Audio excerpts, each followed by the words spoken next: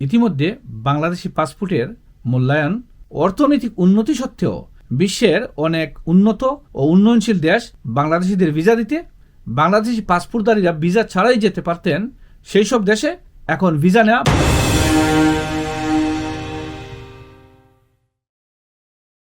আসসালামু আলাইকুম, welcome back to another blog. বিশ্বব্যাপী ভিসা নিষেধাজ্ঞা কঠোর হওয়ায় গ্রহণযোগ্যতা হারাচ্ছে বাংলাদেশি পাসপোর্ট।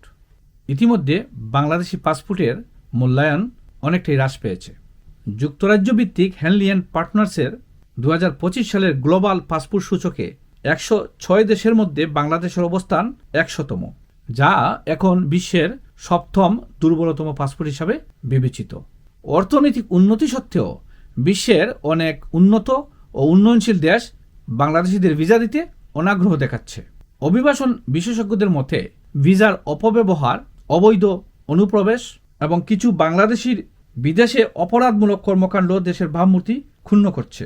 এছাড়া অনেক বাংলাদেশি বিভিন্ন দেশে প্রবেশের জন্য পর্যটন ভিসা ব্যবহার করেন, আবার অবৈধভাবে কাজ করার জন্য সেখানে অতিরিক্ত সময় অবস্থান করেন এবং পরে তাদের আটক করে দেশ থেকে নির্বাসিত করা হয়। কিছু দেশ এমন অভিযোগ করছে যে বাংলাদেশি ভ্রমণকারীরা অবৈধভাবে তৃতীয় দেশে প্রবেশের জন্য ট্রানজিট রুট ব্যবহার করে থাকেন। বিদেশে কিছু নাগরিকের অসদাচরণ, অবৈধ কর্মকাণ্ডের কারণে বাংলাদেশের প্রতি আস্থা কমে গেছে অনেক দেশের। একসময় যেসব দেশে বাংলাদেশি পাসপোর্টধারীরা ভিসা ছাড়াই যেতে পারতেন, সেই সব দেশে এখন ভিসা নেওয়া বাধ্যতামূলক করে দেওয়া হয়েছে।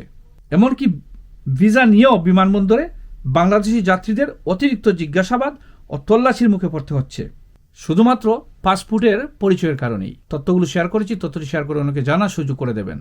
ধন্যবাদ।